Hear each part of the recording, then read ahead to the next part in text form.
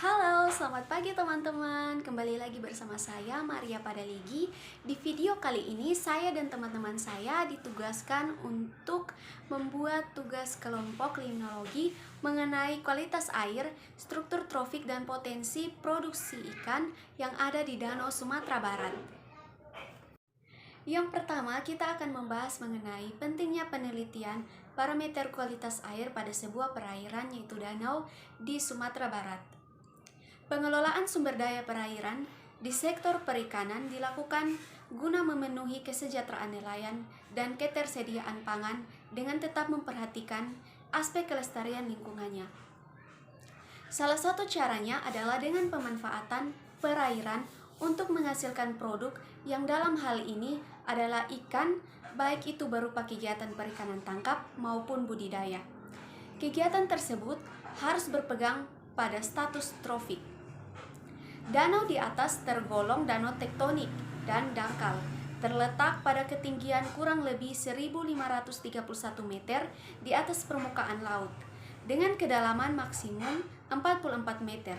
Luas permukaan danau 1230 hektar. Danau dangkal memiliki interaksi air sedimen yang konstan, yang membuat danau rentan terhadap penurunan kualitas air sebagai akibat masuknya nutrien dan kelimpahan fitoplankton yang tinggi. Danau ini juga merupakan sumber daya perairan umum yang berperan penting bagi masyarakat yang tinggal di sekitarnya. Pemanfaatan danau oleh masyarakat setempat meliputi area penangkapan ikan, budidaya ikan keramba, pertanian, maupun kegiatan rumah tangga. Adapun budidaya ikan keramba belum mendapat hasil yang sesuai dengan yang diinginkan oleh para nelayan dan ditemukan banyak ikan yang mati. Hasil tangkapan ikan oleh nelayan didominasi oleh jenis ikan sasau, ikan pawe, dan seminyak dengan menggunakan alat tangkap berupa jaring. Untuk mengembangkan potensi perikanan di danau ini, diperlukan suatu estimasi seberapa besar potensi perairan danau ini dalam memproduksi ikan. Danau Sumatera ini telah diteliti pada tahun 2015 dengan hasil penelitian yaitu sebagai berikut. 1. Kecerahan air danau dengan nilai rata-rata sebesar 5,9 meter tergolong baik untuk kehidupan biota perairan. Yang kedua, bagian dasar danau angkanya kecil di bawah 2 derajat Celcius dan tidak ada penurunan suhu yang tajam dalam kolam perairan ini. Kondisi perairan seperti ini tidak hanya pengaruhnya terhadap kehidupan organisme air termaksud ikan. Yang ketiga, berdasarkan kriteria mutu air yaitu Peraturan Pemerintah Republik Indonesia Nomor 82 Tahun 2021, air dengan kadar oksigen di atas 6 mg per liter tergolong sangat baik pada kelas 1. Antara 4 sampai 6 mg per liter tergolong baik pada kelas 2. Perairan danau di atas sampai dengan batas kecerahan kadar oksigen terlarut masuk dengan kriteria kelas 1, sedangkan di bawah batas kecerahan kadar oksigen masih di atas 2 mg per liter. Dengan demikian, secara representatif, perairan danau di atas yang berada di bawah lapisan eufotik masih tergolong baik untuk mendukung kehidupan ikan. Hasil penelitian yang keempat, pH perairan berdasarkan distribusi temporal dan spasial adalah 7,6 dan 7,5, menunjukkan perairan bersifat alkalis, yang berarti perairan baik untuk kehidupan ikan. Berdasarkan kriteria nilai pH tersebut, maka danau di atas tergolong perairan yang ideal untuk hidup ikan. Yang kelima, kadar amonia secara temporal dan spasial nilai rata-ratanya sebesar 0,112 mg per liter dan 0,110 mg per liter. Perairan danau di atas kadar amonianya masih tergolong rendah, mengidentifikasikan perairan masih baik untuk kehidupan ikan. Danau di atas dengan kadar amonia rata-rata sebesar 0,112 mg per liter sudah tergolong perairan tercemar ringan. Yang keenam, nilai total fosfarnya secara temporal berkisar 0,026 sampai 0,054 mg per liter dan secara spasial 0,026 hingga 0,053 mg per liter dengan nilai rata-rata 0,039 mg per liter mengklasifikasikan perairan dengan tingkat kesuburan rendah, sedang, atau oligomesotrofik. Kesimpulannya, kualitas perairan Danau Sumatera Barat melalui penelitian beberapa parameter kualitas air seperti kecerahan, fosfar, total fosfar, pH air, alkalinitas, dan indeks status trofik menyimpulkan perairan danau tersebut tergolong perairan yang mempunyai tingkat kesuburan rendah sampai sedang, potensi produksi ikan berkisar antara 38 sampai 57 kg per hektar per tahun dengan rata-rata 4 kg per hektar per tahun juga mengklasifikasikan potensi produksi ikannya rendah. Saya Aplonia Scholastica Seran. Di sini saya akan menjelaskan tentang faktor apa yang membuat gagalnya budidaya KZA di sebuah perairan yang dangkal. Faktor-faktor yang mempengaruhinya yaitu 1. Berkurangnya pasokan oksigen. Berkurangnya pasokan oksigen pada ikan akan semakin bertambah parah karena lokasi KZA yang ada tersebut ternyata cukup dangkal. Sebaiknya budidaya KZA dilakukan di perairan yang dalam. Faktor yang kedua adalah kepadatan ikan. Kepadatan ikan dalam KZA juga terlalu tinggi dan itu sangat mengganggu sirkulasi oksigen, sehingga menyebabkan kematian pada ikan. Yang ketiga adalah kelebihan KZA. Kelebihan KZA akan berpengaruh juga pada danau yang menjadi tempat budidaya itu, sehingga menyebabkan kematian pada ikan karena kelebihan KZA dapat mencemari danau. Oleh karena itu, harus mengurangi KZA apabila terlalu berlebihan. Agar dapat mengatasi penyebab atau faktor yang menjadi kematian pada ikan, ada beberapa cara, yaitu misalnya dengan menerapkan manajemen pakan yang lebih efisien, 2. Sumber pakan yang lebih mengandung fosfor, 3. Pengaturan kepadatan ikan, 4. Pengaturan KZA yang sesuai dengan daya dukung lingkungan yang ada sehingga dapat menghindari kematian pada ikan. Terima kasih. Baik, nama saya Rivaldo Dalorgatifoni, NIM 201K010029. Saya akan melanjutkan presentasi dari kelompok 5 tentang pentingnya pengambilan sampel kualitas air pada masing-masing stasiun perairan. Air merupakan sumber daya alam yang memenuhi hayat hidup orang banyak, sehingga perlu dilindungi agar dapat bermanfaat bagi hidup dan kehidupan manusia serta makhluk hidup lainnya. Kualitas air adalah ukuran kondisi air yang dapat dilihat dari karakteristik fisik, kimiawi, dan biologinya. Kualitas air juga dapat menunjukkan ukuran kondisi air yang relatif terhadap kebutuhan biota air dan manusia, serta menjadi ukuran standar terhadap kondisi kesehatan ekosistem air dan kesehatan manusia sesuai dengan kesehatan lingkungan sekitarnya. Kualitas air ini juga termasuk suatu subjek yang sangat kompleks dalam lingkungan. Penyebab utama pencemaran air adalah manufaktur, pertambangan, konstruksi, dan transportasi.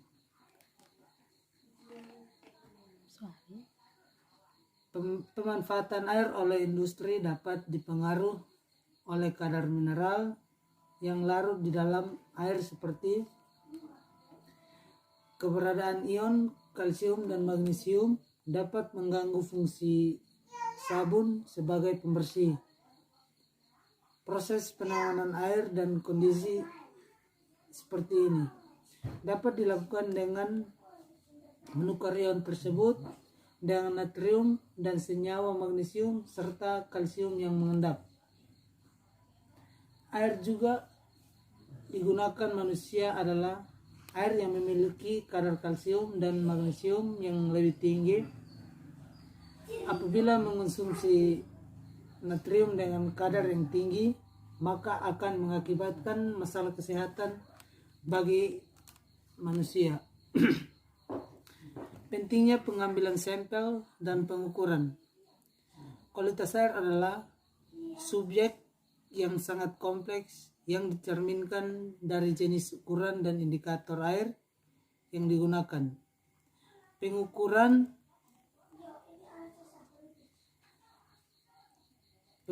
dapat dilakukan di tempat karena berada dalam kondisi equilibrium dengan lingkungan. Data mendasar yang diperoleh dari pengukuran di tempat seperti temperatur, pH, kadar oksigen, terlarut, dan konduktivitas. Untuk melakukan pengukuran yang lebih kompleks, membutuhkan sampel air yang kondisinya terjaga, lalu dipindahkan dan dianalisis di tempat lain seperti di laboratorium.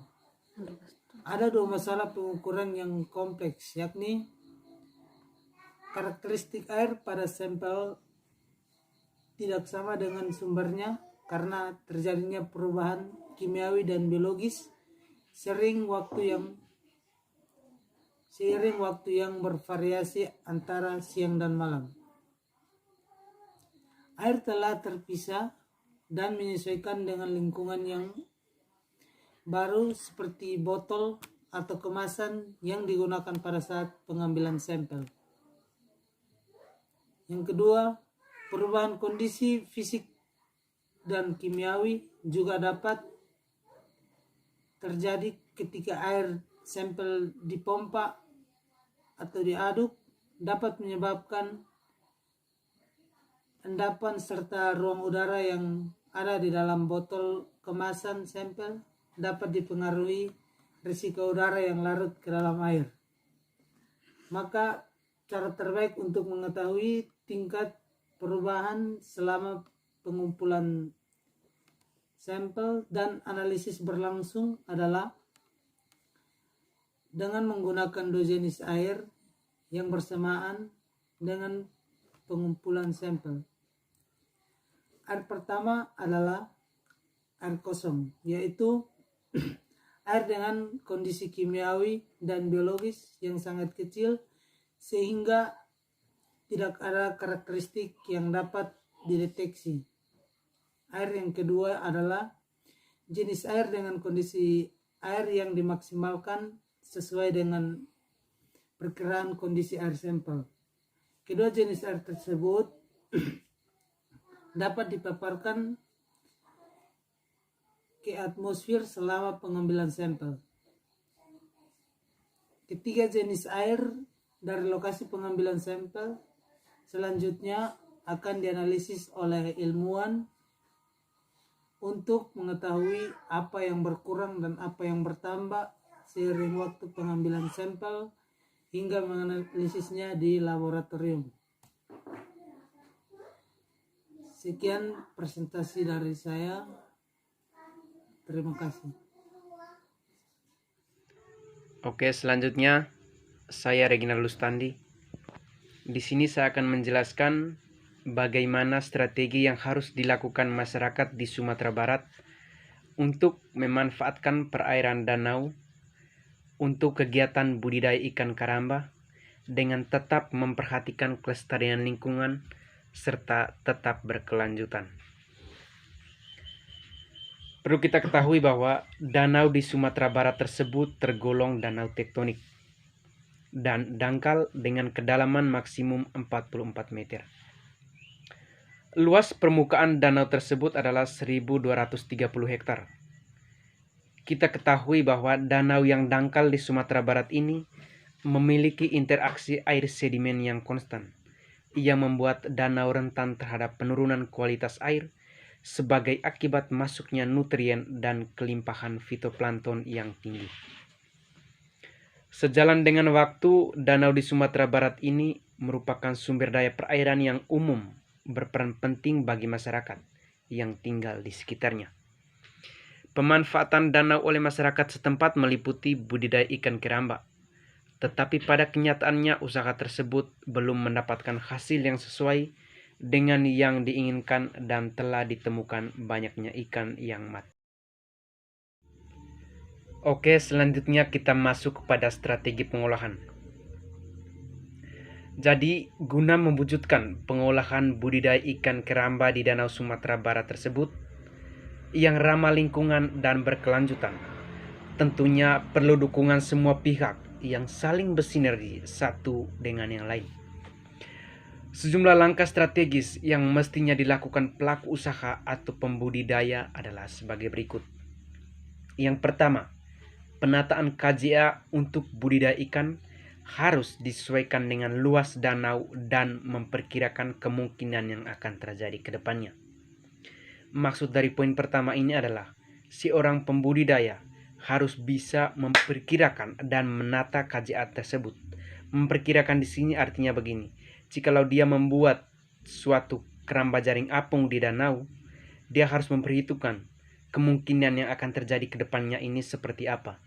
Karena kita tahu bahwa semua sedimen daripada pakan dan feses ikan tentunya akan mengendap ke dasar danau, dan lama-kelamaan pastinya akan menumpuk. Jikalau menumpuk, tentunya ruang gerak daripada ikan-ikan yang sudah ada pada umumnya di danau tersebut menjadi tidak bebas atau ruang geraknya kecil, maka kemungkinan besar bisa menimbulkan kematian yang massal. Penataan KJA artinya seorang pembudidaya harus bisa membuat KJA sesuaikan dengan luas danau tersebut. Yang berikut, yang kedua, penebaran ikan plankton feeder, misalnya bandeng dan nila, pada lingkungan danau guna menanggulangi kelimpahan plankton yang tinggi. Jadi maksud dari penebaran ikan plankton feeder ini adalah di mana jika terjadinya booming plankton atau kelimpahan plankton di danau tersebut, maka fungsi daripada ikan bandeng dan nila atau biasa kita sebut dengan ikan plankton feeder ini adalah memakan plankton yang ada di danau tersebut. Karena kita tahu jika terjadi kelimpahan plankton di sebuah danau atau perairan, tentunya membawa dampak buruk bagi ikan-ikan. Karena oksigen terlarut pastinya akan berkurang. Ruang gerak ikan pastinya akan berkurang. Bisa jadi banyaknya plankton di sebuah perairan akan mengakibatkan keracunan pada ikan-ikan tersebut. Ketiga, penggunaan pakan ikan terapung yang memiliki kandungan fosfor minimal. Mengapa di sini harus ditekankan penggunaan pakan ikan terapung yang memiliki kandungan fosfor minimal? Karena jika kita menggunakan pakan yang memiliki kandungan fosfor tinggi, justru akan membawa dampak buruk bagi suatu perairan budidaya tersebut. Selanjutnya, keempat, modifikasi KJA yang ramah lingkungan dan mampu menampung sisa pakan agar tidak mengendap dan menyebabkan pencemaran perairan. Mungkin menurut saya langkah yang keempat ini merupakan terobosan yang bagus. Mengapa saya katakan demikian? Karena model KJA yang dibangun diantaranya mesti memiliki perbaikan kualitas air melalui filter fisik dan biologis, sehingga sisa pakan yang terangkat ke permukaan bisa langsung dibersihkan menggunakan sirop. Karena kita tahu bahwa sisa pakan jika mengendap ke dasar perairan justru membuat perairan itu tidak subur, membuat kualitas airnya buruk akibat adanya sedimentasi tersebut. Yang kelima, aerasi di kawasan KJA sebagai antisipasi konsentrasi disolvet oksigen yang rendah bagi ikan. Maksud dari langkah kelima ini adalah kita selalu menyiapkan aerasi di kawasan KJA tersebut untuk mengantisipasi jika terjadinya penurunan oksigen di dalam perairan tersebut yang bisa membuat ikan-ikan tersebut mati. Oke, dari saya itulah 5 langkah, 5 strategi, 5 cara yang mungkin bisa dilakukan oleh pembudidaya yang ada di Sumatera Barat untuk melakukan budidaya ikan karamba di danau yang tetap ramah lingkungan dan berkelanjutan. Mungkin melalui sejumlah langkah di atas, diharapkan pengolahan budidaya ikan karamba di Danau Sumatera Barat ini dapat berjalan secara produktif dan berkelanjutan, serta tetap ramah lingkungan. Lebih jauh lagi, mampu menghasilkan pertumbuhan ekonomi dan menyediakan lapangan kerja, serta meningkatkan kesejahteraan masyarakat. Sekian presentasi dari saya.